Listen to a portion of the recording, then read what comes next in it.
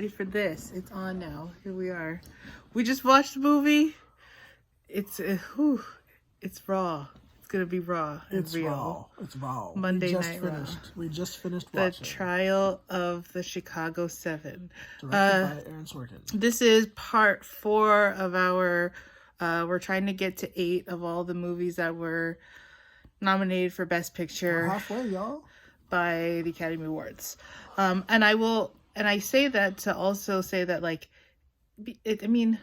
for me, like, movies take, I have to, like, psych myself up to, like, have the capacity to, like, experience the movie. Sure. It takes a lot of, like, emotional energy. It does, especially these films. Yeah, that's the thing. I think we're kind of psyched going into it because it's like, okay, these are the ones that were picked to be the best of the best for the year, and sure, they were picked the best of the best for a reason. And this movie is definitely part of that. Yeah. Frick yes. And it's a lot. And I had no idea what to expect, but I am blown away. I am blown the flip away. I didn't know what to expect either. Like, oof. I knew that it had Joseph Gordon-Levitt. I didn't know he was in it. And I knew Borat was in it. Oh, and Borat. I knew Borat and Joseph Gordon-Levitt, and that's it. And I guess we it's like we know that there's some kind of trial and that it took place sometime in the past. Yeah, sure. But I like right off the bat, it's very like this is stuff that happened back then. That's like a commentary of today, and like it's very that like there's also a scene, and then it's a what is that called, like an ensemble cast? You know, it's a is Borat nominated also for himself? Yes, which totally makes Best sense. Actor, I think. Totally makes flipping sense. Like, He did an amazing brilliant. Job. Yeah. His character, like, the movie is so dark and like heavy in tone that his character is so like it like carries the film. It made sense because he's a comedic character. It made sense. Definitely, like, yeah. Like, I was like, oh, like, it was brilliant. It just made so much sense to pick him. I just want to keep talking. Well, I mean, he's not American. That's the only thing. Well, the other guy isn't either. I know. Les Mis. And just spoiler alert, that's probably my only criticism of this film is that the two main guys are, you know, they're British, they're not American, which it's okay. Don't get me wrong. Like, British people, you know, can understand American politics very deeply and stuff like that. But I just feel like I would like to see, like an actual person of Asian descent playing Shang-Chi in Marvel films. You know, I would also want to see like an actual like someone who's American and understands American culture to, well, you know. Okay. But that's all I'm saying. Sure. Okay. Sure. So definitely it's basically a trial of like a protest rally riot that happened in Chicago in the 60s. Yeah, during the Democratic Convention. And when President Nixon and that's not a spoiler. I mean, that's probably pretty implied. And and so it hits home with the events that have happened in the past 5 to 10 years. 5 to 10, sure. I don't know, in the past couple of years, and especially like the scenes with the police and the people. It's like you could have just recorded that like from like last year, which is sad. Yeah. And that's like the first like. And so that's why I say that these movies are hard to watch, because these are things that we're also experiencing, and it's so hard to deal with. Like I was sobbing multiple times watching this movie. It is like, but see, it's funny because like the tears that you could feel for this movie are different than the tears you'd feel for like Nomadland, and then different from the tears you'd feel because for like this Minari. Is like it's like. It hits home, but in like in such a deep and like strong way. Yeah. Because of the idea. I mean, and it's also, we've been talking about like the Stop Asian Hate and like learning about how there's these things that happen back. It's like we're seeing. I mean, it's a bigger conversation, but it's like we're seeing a cycle. This happened if 50 years ago, 50 years ago, and No. it's Not that long some ago. of, I mean, some the fact of that there's still a conversation about police and the justice system in the country, and that what they were doing is the kind of stunts. I don't know. It's like if there was Snapchat and Twitter and Instagram, all but so there's that, and it's like the justice system, and it's also like the Vietnam War. They also have characters from the Black Panther The Black Panther group, Party, yeah. and so, which is again stuff that we're dealing with, like with just racism, and like this movie is gonna, like, if it doesn't like take your heart and grab it out of you, because it's that intense. Like it was just, it's like again, we've been going through this, but like it's like you feel it like you just feel it all over again, and it's so tough to sit with.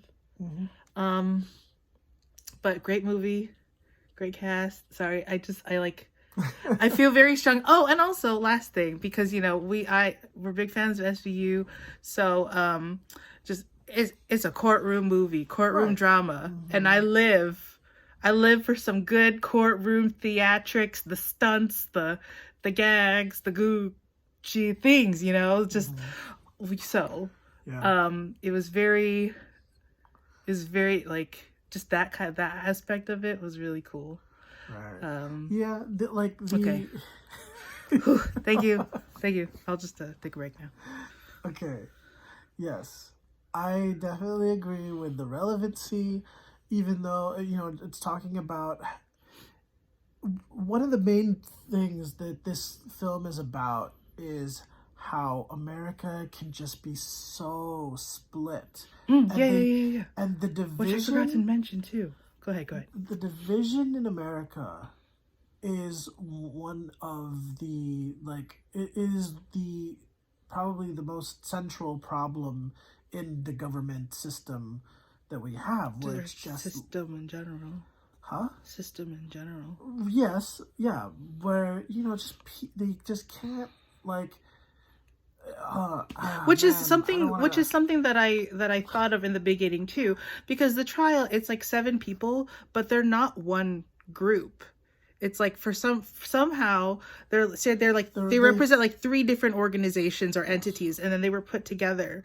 So and they're the progressive generation. They're the younger generation protesting the Vietnam War. But they're 3. They're like, say, at least 3 different organizations. So they all have different perspectives. But they're politically connected. It's like they're all like, they kind of want the same solution, but they're looking at it from different directions and like wanting to go about in different ways. Which can kind of, one could consider that part of why there was that that happened. But for the most part, it's like there's enough people that are able to like have some degree of unity, because that's the more important thing. Anyway, okay, sorry, I talked some more again. No, it's okay, because we were talking about the concept of protesting, and another conversation that came up when we paused halfway through is how, like, I was saying that, especially now that there's the Stop Asian Hate protests and stuff like that, and I would be interested in supporting after I get fully vaccinated, but if if I saw a post on Instagram and it was by some group that is organizing a Stop Asian Hate protest, in downtown San Francisco or something like that, sure, I would want to go because I support that ideology, but that doesn't necessarily mean like that maybe the people who are organizing that protest are are ethical in their intentions and will want incite riots, will want to do violent things and do things that are against the law, or is it a peaceful protest? So a lot of times we don't know, and you see the violence. The horrible scenes in the film are the scenes where they show the beatings that go down, the tear gas and the and I was nightsticks saying, and I was also saying, like, so we gotta be careful when if you do support it. Right. Protest. And I was also saying, like, I'm wondering how pivotal, or like how much change, or like how much people learned from what happened in that Chicago riot. Because I was saying, like, now, or last year, or we've been seeing posts where it's like, make sure to wear certain things so that you can be seen or something, and this is what you do when you get tear gas on you. Like, they're like, people are being prepared and learning from things that happened in the past. And information through the internet. I think a lot of those tactics I read about in articles from like the Hong Kong protests. Yes. And so that information is spread out across the world now that people. But it's because things have like continued to escalate to that point. It's because again, it's like it's the same stuff that's happening, and it's so scary, and it shows how little we've changed in all these decades, which is like just the toughest, most frustrating thing, because we just, I don't know, like, we just want to see change, and it's like we hope that somehow the things we're doing create some change somehow. Sure. And we come from generations that have also wanted to see their own change. Sure. Well, what is also fascinating about the film, because minor spoiler alert. Or do you want to wait and then get into spoilers? Okay, let me just. I'll nix the spoiler alert. Okay. But what I'll say is that there is a point where racism is heavily addressed. Don't get me wrong. The economic system, that's the divide of economics, that's addressed and stuff like that, but the racism part was in some way separated from the and what's fascinating is when you take that out of the equation, you could look at this film, and depending on what your beliefs are, what your ideologies are, and what the incumbent office is, you could view it from any opinion. For example, say if